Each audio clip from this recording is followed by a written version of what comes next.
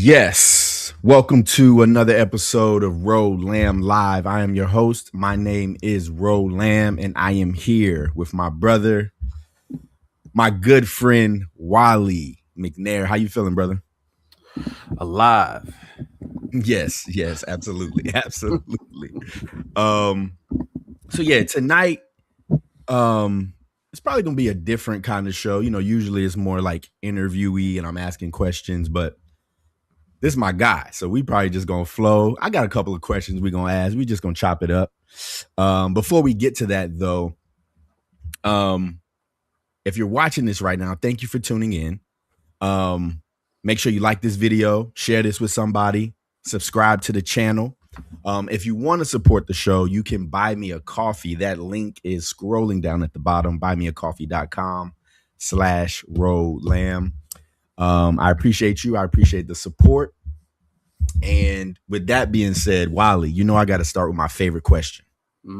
What is inspiring you right now? Well, my good brother Ro, I thought about this question this morning, and I don't know. Okay. I don't know, man. I said, damn, I'm not really reading anything. And of course, my usual answer is life. Of course, all that good stuff. But Sure. I'm not really reading anything right now. So I think just seeing creativity in the world right now in general has been very inspirational. Like seeing so many books come out, so many shows, so many films, conversations about creativity. The kids, they're pretty inspiring on a day-to-day basis for various reasons. And the wife, like the family, has been a source of inspiration and motivation. So yeah, man. I mean, and then yeah, just seeing people around me creating dope stuff, seeing what y'all doing and what we building and talking about, like all that's been keeping that motivation and inspiration lit. Yeah. For sure. And you got a special project that you've been working on for the city of Raleigh, right? Yeah, I don't know if I can say it or not. I mean, I don't know. That's like I reached out to find out, and I ain't got no answer yet. Like, okay, my bad. I mean, but yeah, I mean, because they kind of have said it, but they didn't officially say it. Oh, and, okay. and then when I was reading through the paperwork, it was some rules about how you say certain things when it relates to them. So I was like, oh, I need to master how I'm supposed to say this so it don't. Okay. You know what I'm saying? But essentially, yeah, I am working on a project with the city of Raleigh. I just don't know. I don't know what I can and can't say yet. I know they stopped me from doing any other. I mean, they ain't stopped me. They stopped some other parties who wanted to do conversations about this earlier. But I figure everything is cool now, but I just ain't got no solid answer. So Gotcha. Well, my bad. I guess I thought y'all had done some events, and so I was thinking it was out in the world. So yeah, we did a workshop and a focus group within that workshop, but even then, it was said, but it wasn't. Right. You know No, I feel it. I said, let me just play it safe. Let me just Gotcha. Until they give me a definite like, yeah, say whatever. Then but I know I can say there's a project. Gotcha. I just don't know what all I can say about the project. I guess that's a better way to put it. Yeah. Gotcha. Well, I'll play it safe as well. And we can move on to another question I wanted to ask you about. Today when I was thinking about this conversation, let me say it like this. I was having a conversation maybe 2 or 3 weeks ago, and we were talking about the Jay-Z interview. Did you see the Jay-Z interview that he did with the new one? Yeah. And after that interview, there was a lot of conversation about, him being a capitalist and him not really being an activist and him not being for the people and all those different things. Yeah. So I was having this conversation about, I feel as though Black artists don't get the luxury of just being artists. It seems like the tradition of being a Black musician or a Black creator, a part of that tradition is tied to what you stand for, what you represent, and how you represent the community that you come from. Mm-hmm. I wonder if how much thought you've put into that and how you feel about that in terms of your art. Do you sort of see that the same way? Do you feel that Black artists have an obligation to,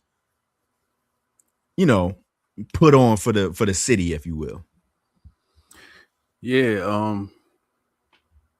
I think in some ways I think all artists should have a piece of that, no matter background. If you got something to say, but I do feel like for us it is almost a part of our genetic structure to have to be prepared to, even if you're not wanting to, you can become the spokesperson for so much just because of saying I'm from here, or I'm this, or just being what you are, you know what I'm saying? And for some people it's a blessing to be able to be a voice, and for other people it's a gift and a curse, not to play off of Jay-Z, but um to carry that weight, because we know that when we put things out there, sometimes one person becomes the model for everybody, whether we want to be that or not. Right. And then wherever you come from, there's people looking at you and saying, hey, you the one that made it. Make sure you saying something or being, you know what I mean? So it becomes a different burden, where a lot of times just being creative for the sake of being creative gets critiqued and criticized. And you know what I'm saying? It's the same thing with us not having much room to make, I mean, people do it, but to make terrible films or write terrible books, like, it's criticized on a whole nother scale, because when we do it, we gotta win. It's like, no, but if you make it in and don't do something great, whereas our other counterparts can put nonsense out all day and get budgets and opportunities and blah blah blah, and it's not, or like the idea that working with a Black owned company, oh, they go wrong one time, that they have ruined it for all Black owned companies, even though there's plenty of white companies and every other company that has bad days, bad business, bad judgment, but we're held to a different standard. Right. So yeah, I think and there's a lot of pride that come with it too, though. You know what I'm saying? Like, to say I am this, or I represent that, or I'm a part of the voice of this. But it is one of those things where we don't always get to get the luxury of just being a creative. Yeah. And so for me, I even think about Sinners, and I think about the scene when I'm blanking on his name now, but the blues guy is talking to Miles, and he's Delroy's character. Delroy, yeah, Delroy's character, yeah, and he's talking to Sam, and he's saying, this right here, like, we brought this from home. You know what I'm saying? Like, and it's this, I'm getting goosebumps thinking about it, but it's this this idea that we not just making music.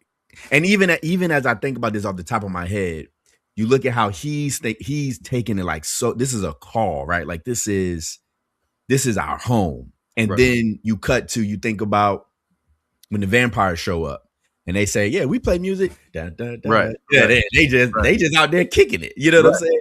Right. But on the inside, we taking this serious. This is a part of who we are. You know what I'm saying? Right. And I think, like you said, it's a gift and a curse. On one hand, it's like it is a privilege and an honor to be a part of this, to be a part of this tradition. Yeah. And then it's also the other side of that is the weight that comes with having to do that. You know what I'm saying? Right. So for you, and the other thing that I was thinking about was like one of the things that I love about you is how intentional you are. You're very intentional, detail oriented. And so when I think about the projects that you put out, for example, one of the projects you listed on the little questionnaire I sent was Super Bastard. Mm-hmm. And I think a lot of people, when you come to that title, you might think, oh, well, this is just supposed to be funny, or this is supposed to be like silly, right? Right.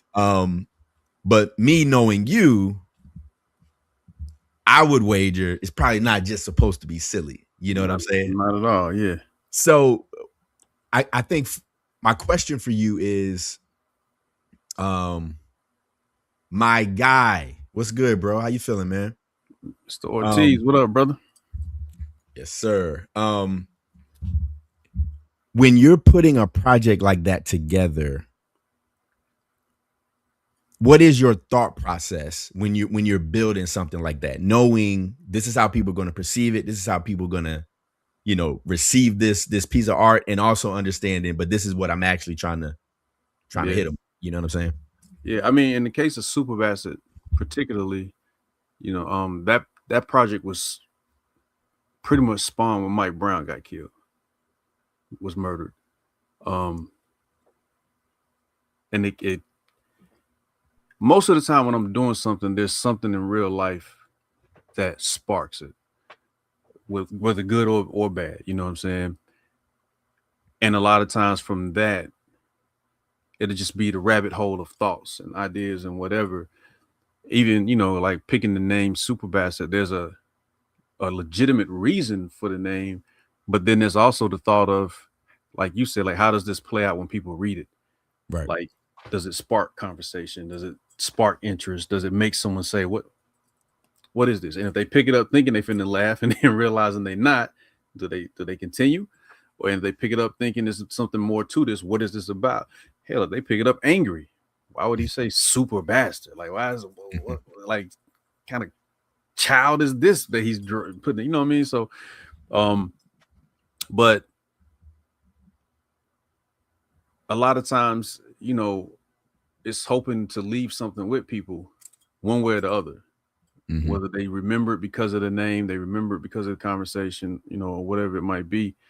And like I said, in the case of Superbasket, after Mike Brown got killed, I felt helpless. Seeing this young man get taken out like that. And we've seen things of that caliber on so many different levels throughout, but it was like it just hit a point where it was like the lies, the blatant disrespect of a whole neighborhood of people who telling the world this is what happened and nobody wants to hear it. Like, how's the whole neighborhood lying? You know what I'm saying? Right. But my mind just started to go into this place where it's like, one, like at the time, fuck Superman, because you rarely see this nigga show up. Oh, dang, can I say these things on the show, bro? Yeah, do you think you good? Oh, no, you good. Okay. You rarely see this cat show up. And I know he's got to handle all these massive things, but he still got time to catch Lois if she fall or get thrown out a window. Right. But you ain't stopping these other things that are happening, these atrocities that are happening to people. And it's like, so what would, we've seen stories about other versions of a super person, Superman, whatever. But like, what if Superman was black and disowned by the country that's supposed to be, most important to him, and realize, but at the same time, because at one point he was so for what he thought was the cause, the people that really needed him disowned him too. So now he has no parents, he has no mother, father figure, he has no guardian, so he's a bastard. Just happens to be super. But when he comes to that conclusion that something has to be done, my whole train of thought was, the only way to fight something this powerful is to have power that surpasses it. But what comes with that? You know what I'm saying? And so the story just dives in and out of these different layers of the complicated scenario of wiping the slate clean. Fight Club I always love because they wipe the slate clean at the end, but you don't see what actually happens after. What's the aftermath of wiping the slate clean? You know what I'm saying?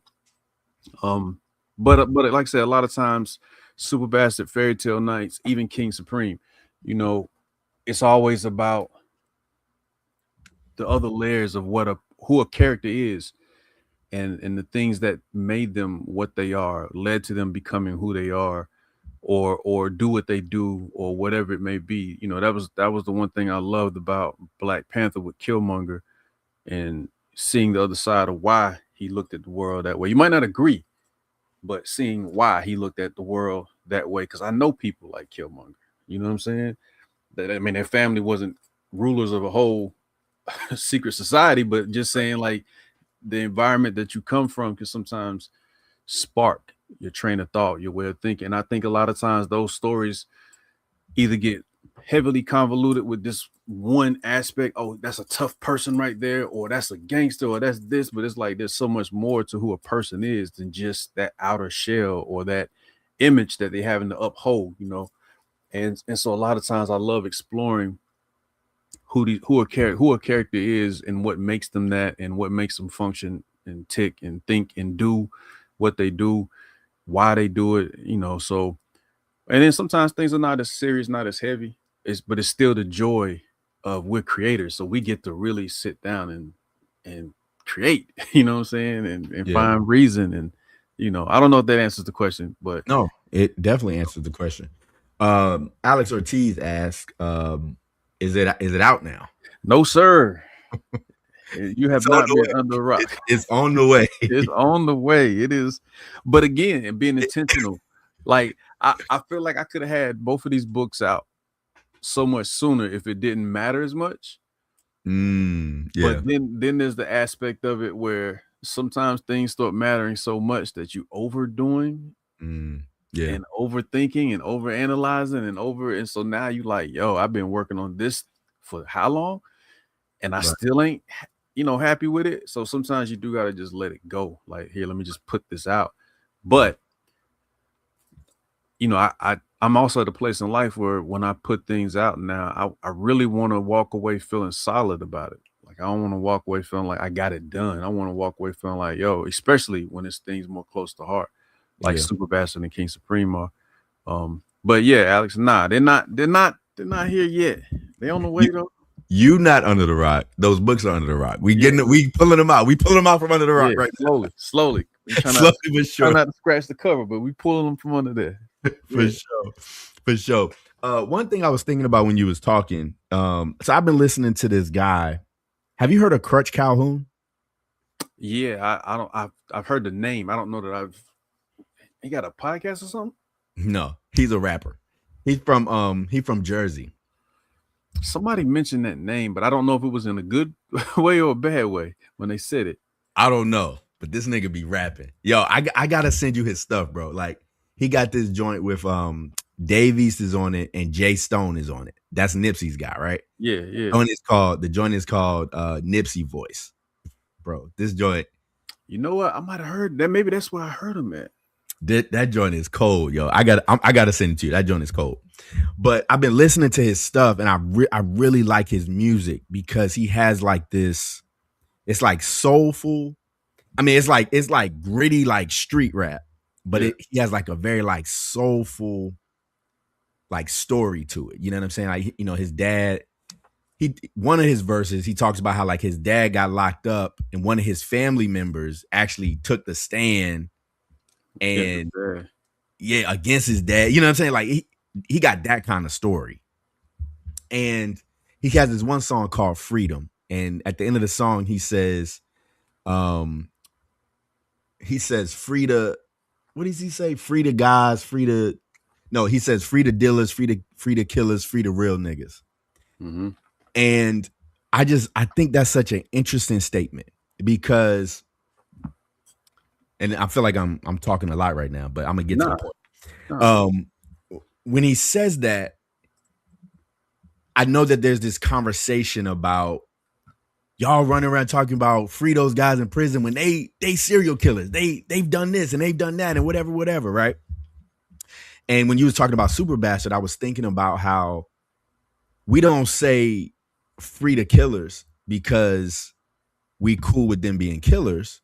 We say free to killers because we understand that the only reason that they are killers is because of the environment that they was forced to grow up in. Yeah. The only reason they drug dealers is because of the environment that they was forced to grow up in. Yeah. And I think that is sometimes when we can have these black and white conversations about who's right and who's wrong, you know, who's a freedom fighter, who's not, who's a terrorist, who's this, who's that. Yeah. And it's like there's so many other variables that go into what makes a person do a certain thing. You know what I'm saying? Yeah. So I that was just a thought I had as you was talking, and I just wanted to put that on the table. No, it's a real thing, man, and it's a difficult thing to navigate because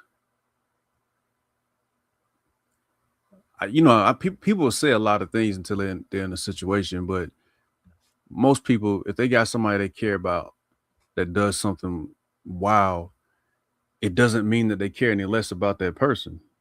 You know what I'm saying? Like you may not like what they did, but you still love them. Right. You know, and that's where a lot of that comes from sometimes when someone's like, yo, free such and such. And I mean, maybe such and such don't need to be free, depending on their state of mind and whatever else. But I can relate, like you said, to the sentiment. You know what I mean? Because I know people who, a lot of the people who were around me that kept me in a certain place were not the people that most would go hang out with or be around or meet in certain locations, especially just by the stereotypical view of whatever. But if you knew them on any level, you understood how solid of a person these cats really were. But you also understood that they didn't play about protecting their own. You know what I'm saying? And some of them were just doing what they felt like they had to do to make ends meet. And somebody, just like any other person, whether what I'm doing is right or wrong, if I ain't messing with you and you come try to take it from me, I got to make a choice, right? And that's what some of the perspectives was. I'm just protecting what I'm building, what I'm fighting for, you know? Yeah. No different than what listen, bro, we know our country is built on taking and doing whatever and then justifying it because of what? The perspective of the person in power? Right. You know what I'm saying? Like the idea of gangsters and all these other things, like we didn't popularize that on TV, you know? But so yeah, I mean, it's a tough balance to it all. But the problem for me is nowadays you got cats who don't got to make these decisions and they still making these decisions. Mm-hmm. And that's what makes it tough. And that's where I'm like, hey, bro, like I'm not sure what's missing, but we gotta reconnect something here because it's too many cats willing to throw it all away for nothing and not even seeing the bigger picture of what we all dealing with, you know. Yeah. So if you was to have a conversation with a young dude like that, like what would you say to him? Shoot, man, it's tough to say. It depends on the person. Yeah. I don't look cats in their eyes, man, where I knew they weren't really trying to hear nothing. Out of respect for me or whoever brought me to that situation, they engaged. You know, and maybe something stuck with them later, but it was still like, yo, this is just what it is. You know what I'm saying? Like, and I know on the other side, that feeling of, all right, I'm gonna try to do the right thing, but I still gotta navigate all of this every day. And the rest of this don't care nothing about me trying to do the right thing. You know what I'm saying? Right. So it's a tough conversation and it's a situational conversation, I think. But for me, it's always been about one, trying to understand where a person's coming from, and then trying to understand how to make certain things relatable to where at least if they don't see options, they might be able to now consider options. Right. You know what I'm saying? Whatever that might be, however that might flow, and to dream bigger. Because I mean, for some cats, they get into money, but that ain't enough. That ain't the thing that makes them get on a better path. Like they still on that other type of time, and it's like, so now there's a mind state. There's something in the mind state that we got to work on, that we got to address, that we got to, you know. But the rules have changed so much. It's a super hard conversation to balance, bro. Like respect is not the same as it used to be. Principles aren't the same as it used to be.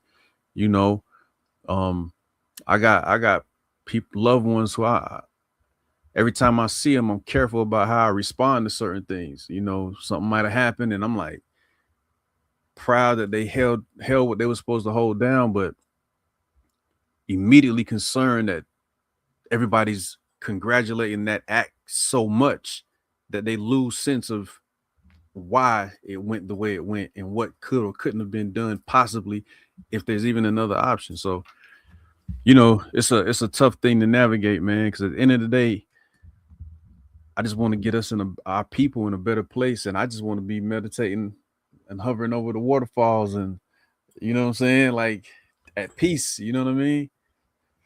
And It's so, the same thing with the comic community, but I ain't. Yeah, go ahead. Before I start saying something I shouldn't say.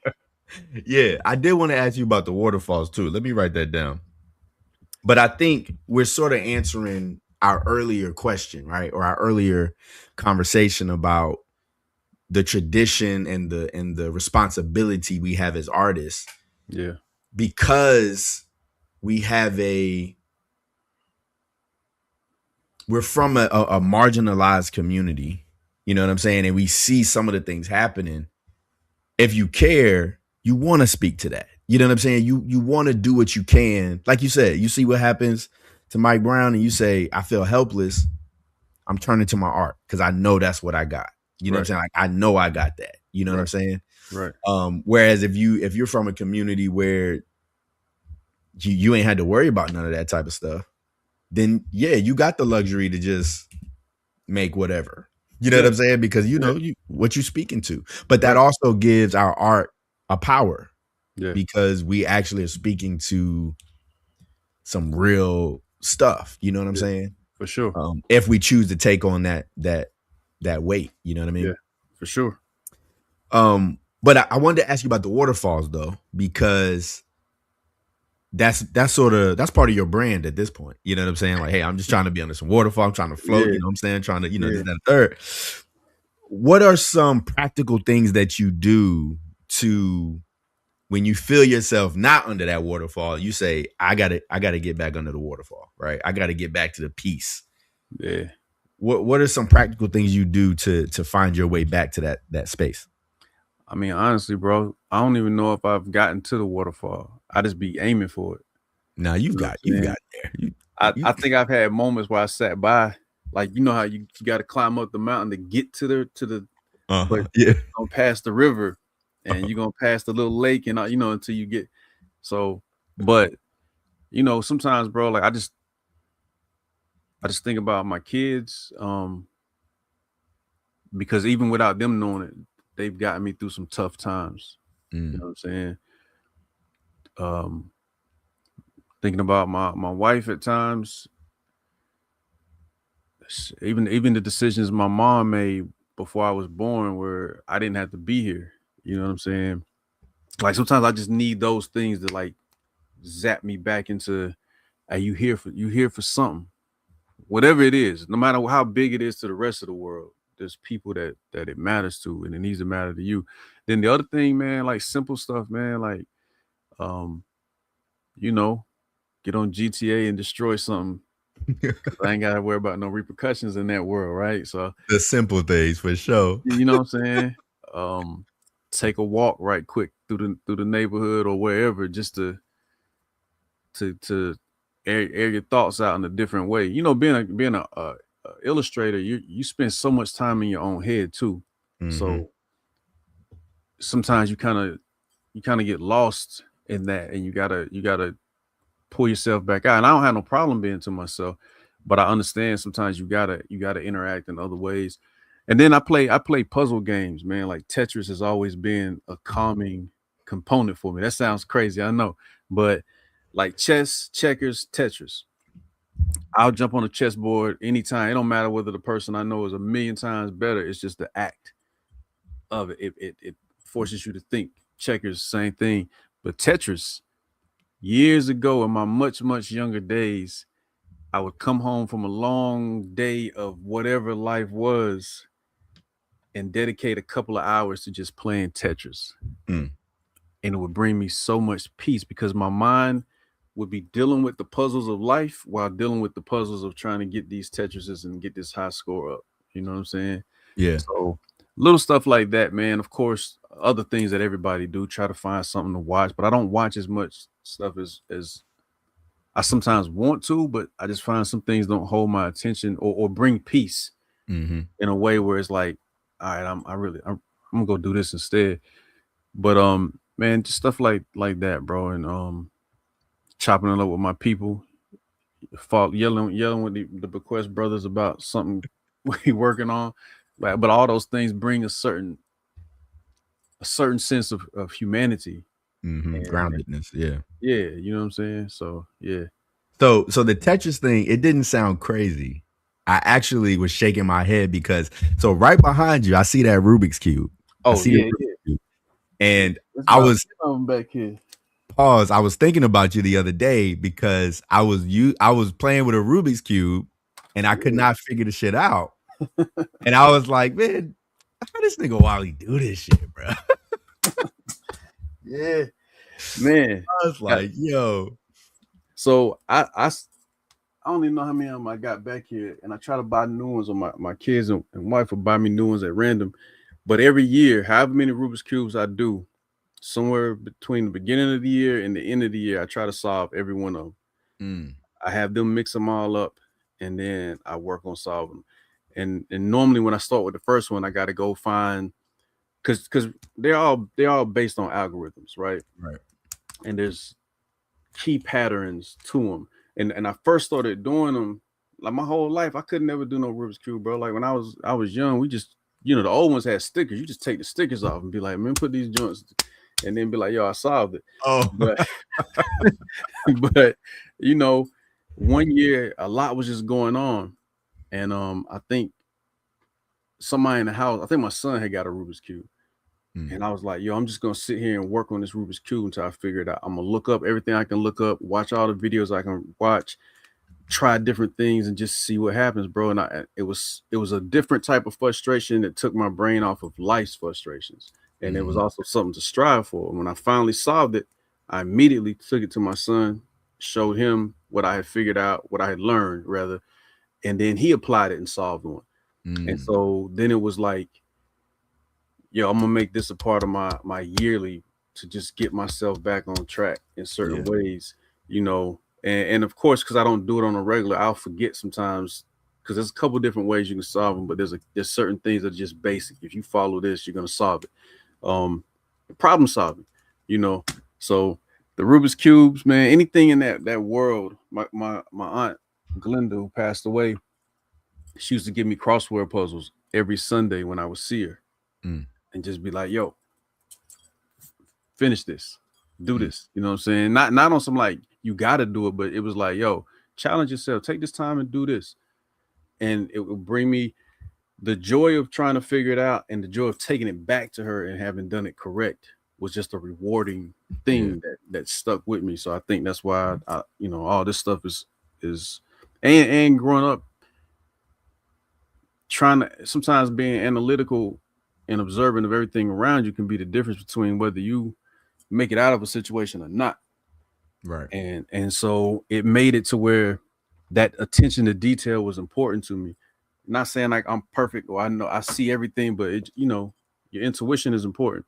Yeah. And you got to do things to sharpen that to some degree, Yeah. I heard Nipsey talking about that the other day.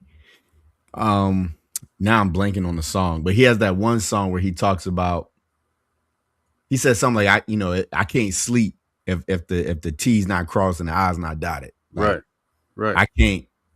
And then I saw an interview where he was talking about that, and that attention to detail, that, if I can see around the corner and I can see some bad shit coming and I don't do something to fix that, Right. I'm not going to be able to rest. You know what I'm saying? Like, it's one thing if something happened and I ain't know what's going to happen. It was like, oh, that's crazy.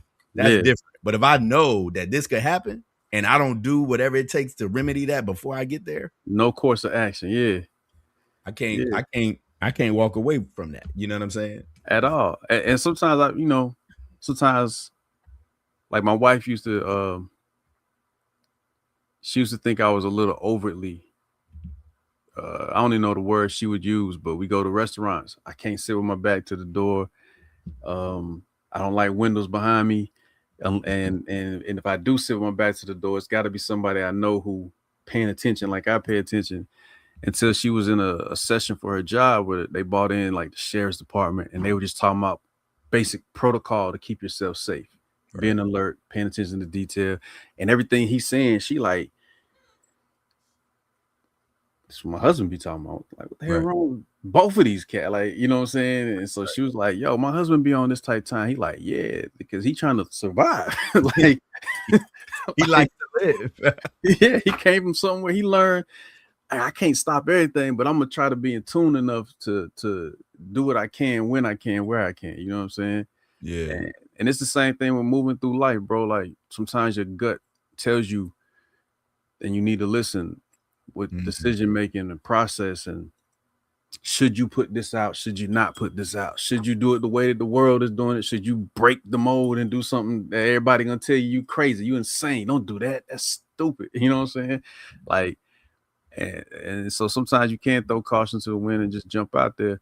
But yeah, I think all of this is and it does even like with us with Bequest, we have very diverse backgrounds. Even though we're all Black and we all know certain things, understand certain things, we still have very diverse backgrounds, and that impacts what we create and why we create it and our way of thinking. And yada yada yada. How we think we should create it. Yeah. And how we think we should create it. You know what I'm saying? And sometimes we all learn from each other. Sometimes we bump heads, but it's all a process of understanding. Yeah. But it's also interesting. I mean, you sound like me. You sound like me, bro.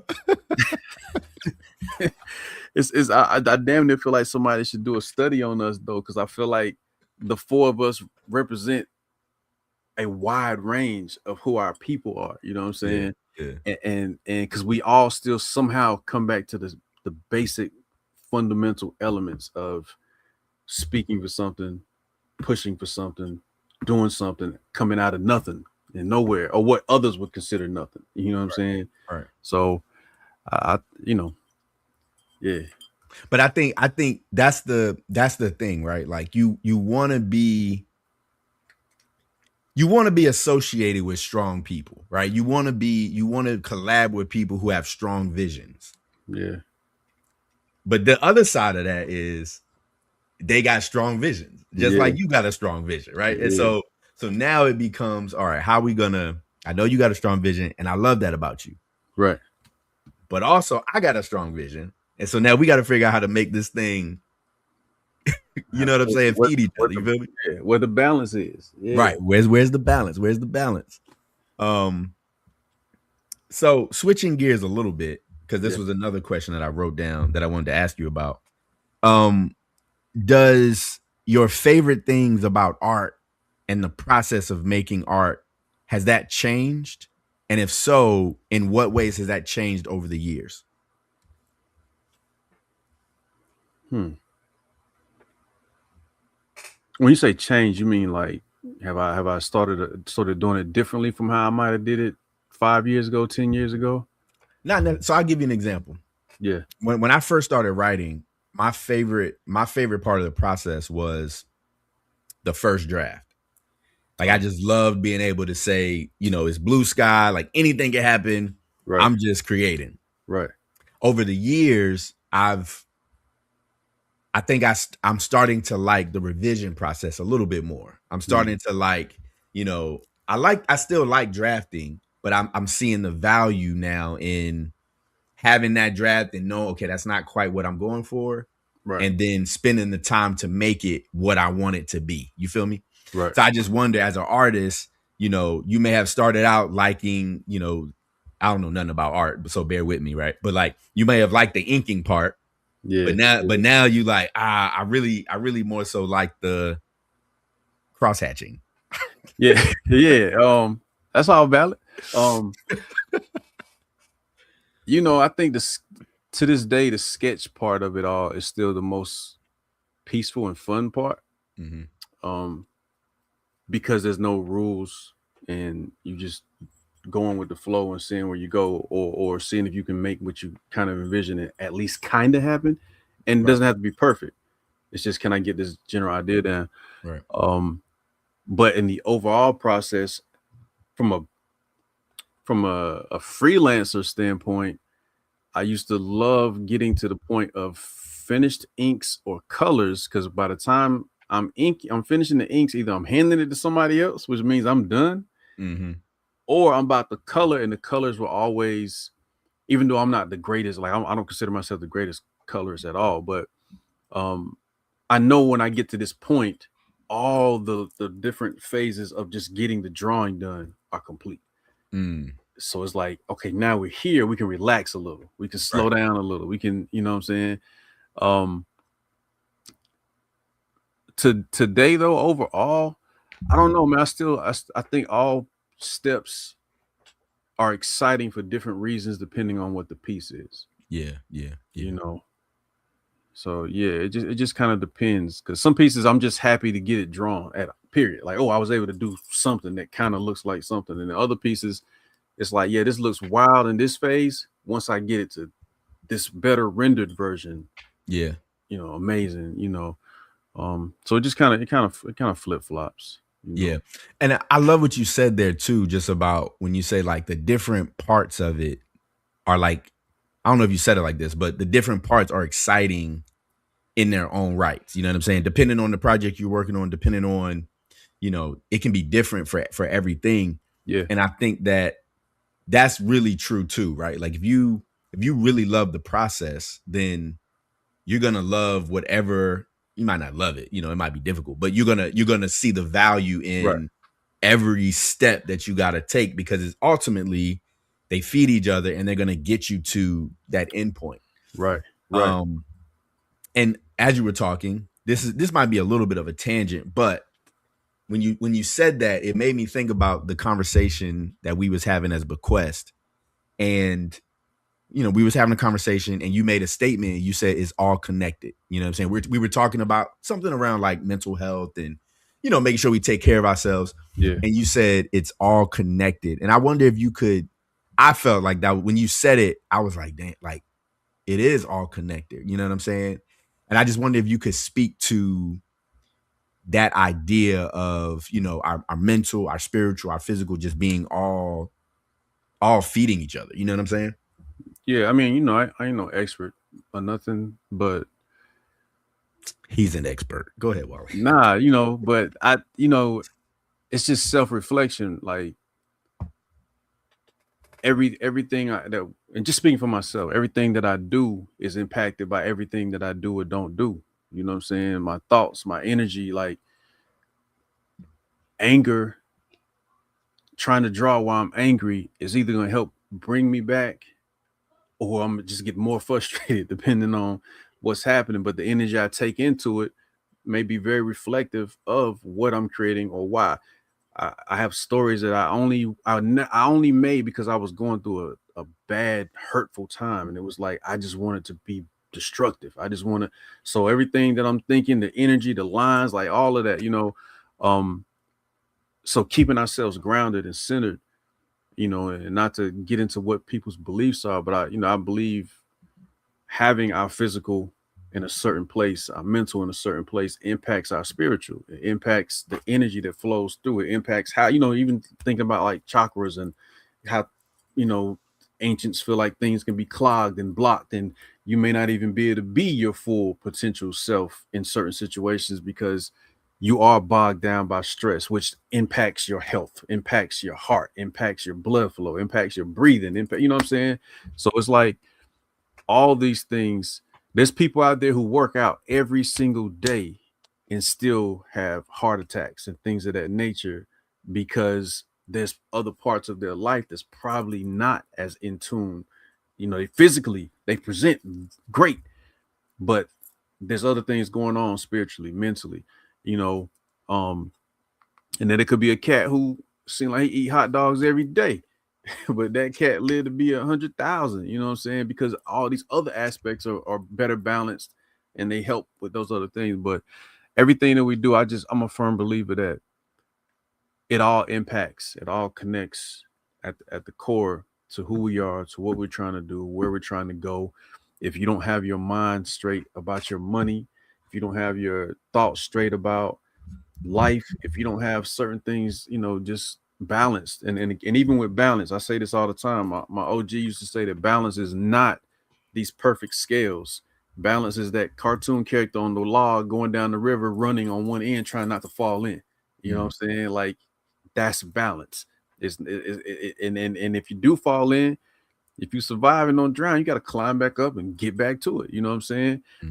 Or decide to quit, whichever. But it's not this beautiful. No, it's not always this beautiful, well equaled out situation. You know what I mean? Yeah. Yeah. Going back to my guy Crutch Calhoun, he got this song where he said it's called Finals. Yeah. He says finals means forever is nothing at all. And nothing at all is forever. Pick yourself up if you fall.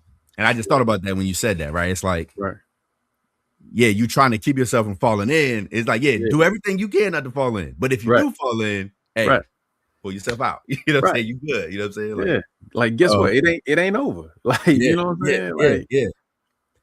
And the other thing is, I tell my boys every morning when I drop them off at school, it's a couple of things I tell them. Two of those things is, I tell them, control the controllables and don't worry about the rest. And then I tell them every thought, every word, every deed has a consequence. Yeah. And I think sometimes we can lose sight of, I think we recognize that our actions have consequences. Right. Like we recognize, like, if you do this, this is what's going to happen to you. Right. But I don't think we always recognize, and I think to an extent too, we think about our words a little bit, but I don't know if we think about how our thoughts also, it's connected to what we say and what we do. You know what I'm saying? The thought, it starts with a thought, then it turns into the way you talk to yourself, and then it turns into that action. You know what I'm saying? Right. And so it's figuring out, like you said, that chain of events, that, you know, that chakra, right? Like all those things lining up, right? How do we bring these things into alignment? Like you said, it's all connected. So if one of these things is off, it's going to affect the entire system. You know what I mean? Right. So I just thought that was so profound when you said that, for sure. I mean, it's the Rubik's Cube, bro. You said you ain't never saw one, but if you have that one color that's off, you know what I'm saying, then it's not complete. It's not complete. And so you got to go back, break it back down, or it's just gonna be off. It's the same thing. Like I tell my daughter, she loves a plethora of music, but sometimes she gets caught into a certain groups of music, and I tell her, like, be careful. I love music. You know, we both come from a musical world and backgrounds, but I tell her, be careful, because that can impact certain moods and tones and sounds and whatever, can impact everything. And if you just listen to this one thing all day, every day, that might be why you kind of in a certain mood at times. That might be why you kind of, you know what I'm saying, feeling like down or whatever, because everything you listen to, as beautiful as it might be, it's keeping you in a certain state that opens up the ability to now think and be in certain spaces that you wouldn't typically walk around in. Right. And now you're there, you know what I'm saying? So I'll tell her, like, yo, just mix it up at certain times, or give yourself a break. I know it's a beautiful song, and this is this and this is that, you know, but it don't take, the mind's a powerful thing. We just haven't learned completely how to be in tune with it, I don't think, you know. And like you said, even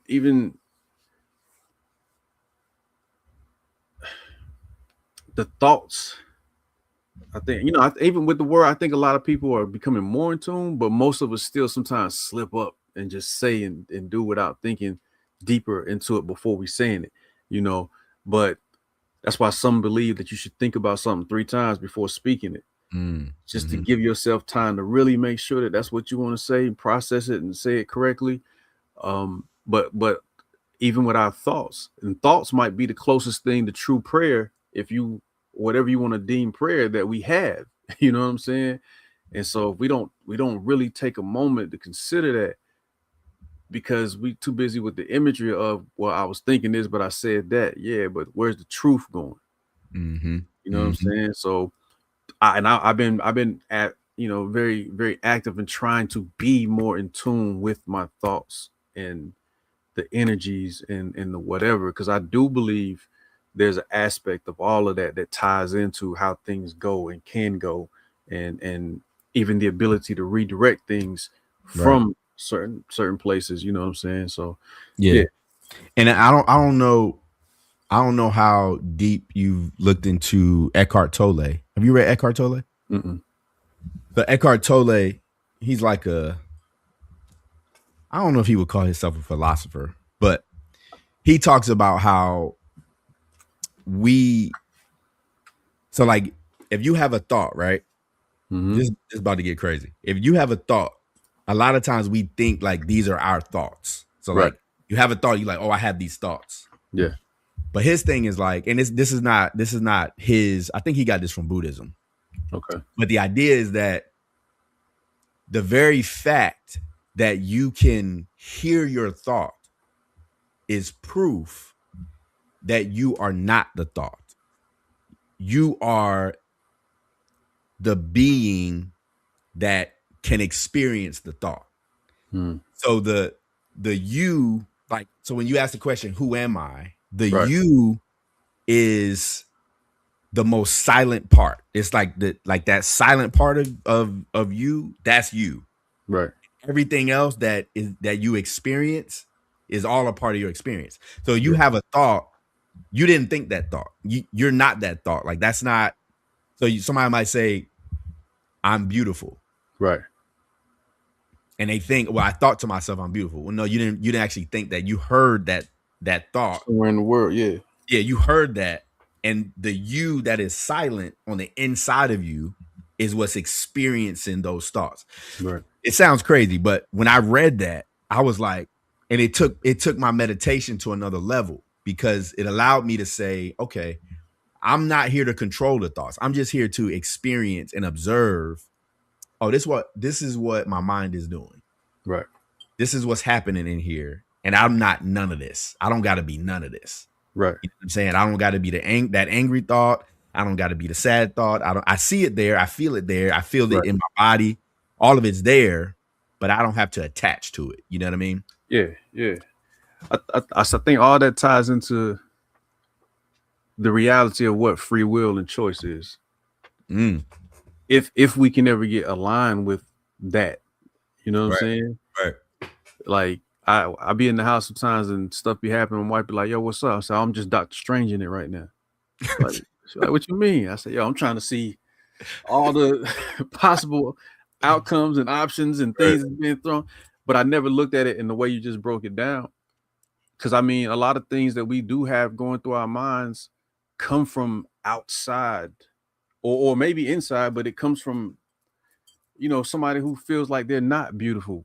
Probably is because of whatever they have heard and received from other places to be like, man, I'm not beautiful. I'm not what beauty is supposed to be. Based on what? Exactly. You know what I'm saying? Like, so yeah, and I think for me, man, I think everything about who we really are is either extremely complicated or extremely simple. I'm not sure which. You know what I'm saying? But I think there's so much noise and there's so much in between it all that it's hard for us to get to the core of who we really are, you know? Yeah. And maybe that's why sometimes some people can't, like with COVID, I heard so many people talking about how they was about to break. And I'm like, oh, you can't be with yourself. Right. Like it was killing you to just sit quiet. It was killing you to just be not even confined in a cell or something, but like you got your whole crib, you got your front porch, your backyard, whatever. You can still do those things, but because you got to do most of it alone to a certain degree. I mean, I even saw people who was like, I almost divorced my wife because we couldn't even sit in the room together. And I'm like, where? I got that bad. Like, so I think that's real telling about what people have become over time versus what we used to be. You know what I'm saying? So, I mean, I think that's the thing, right? Some people can't be silent, just be. People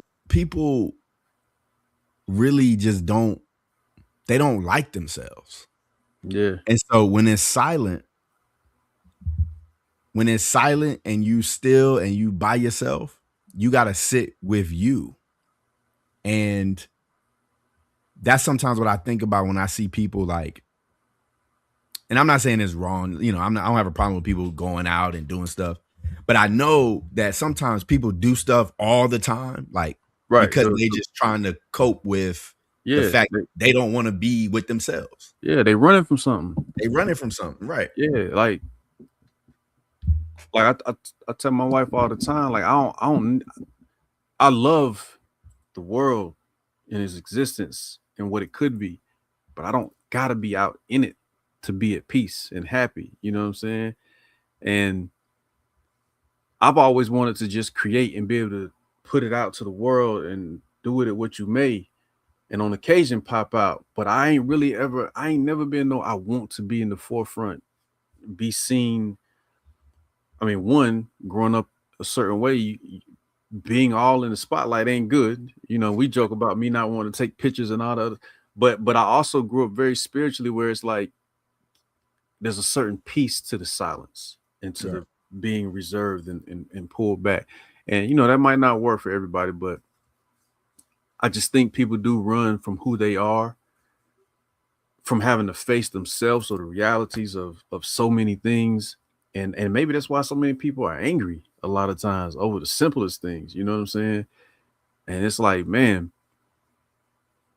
you hear though, like I just believe the day that we can get aligned properly with who we really are and what we really are, like it opens up so many things. But I also think that was the biggest thing, like make these folks forget, like make them really get out of tune and forget. And then we ain't really got to do nothing else. Keep the whole world in check, because they don't know who they are. You know what I'm saying? Yeah. So, you know, not to get too crazy on it, but yeah, I believe our spirituality is connected with so many different aspects, and we just lose sight of so many things, man. We get caught up in so many things. We got to do so many things. We got to make ends meet. We got to, you know, try to be solid people, show up for whatever we got to do to make what makes the end. You know, it's just so many layers to it. Like you said, getting back to meditation and things like that. Like all that helps to keep us centered to some degree if you find the time to do it. Like people, I mean, even the idea of blessing your food, whatever you believe in, who's to say that's just not another moment to center yourself? Just a quick second before you consume whatever it is, you know what I'm saying? Like, so I hope the world can get in a better place. I'm definitely pushing, you know, like again, to get to that waterfall, bro. Like, hover above, you know. Yeah, for sure. One last thing I wanted to say before we get out of here. I liked what you said about the simplicity and the complexity, right? Like, I think you said you don't know if it's so simple or if it's so complex. Yeah. I think it's a little bit of both, actually. I think it's so simple that if we could see it, it would look complex. Like it would be like, yo, right. Like, how do you even? You know how like sometimes like you see like in movies it'll be like an alien ship, and they'll be like, there's no openings on it. There's no it's super like there's no. How is this even a thing? How did they build this? I think it's like that. Like it's so like just so simple that we would look at it and say, what? Right. Like we can't even comprehend. That's it. Yeah.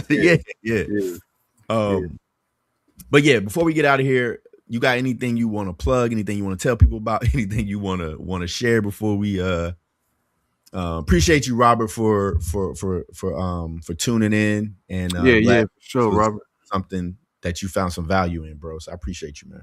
Yeah, for sure. Yeah, man, appreciate Robert. Everybody that tapped in and listened to us go through our thoughts a little bit, man.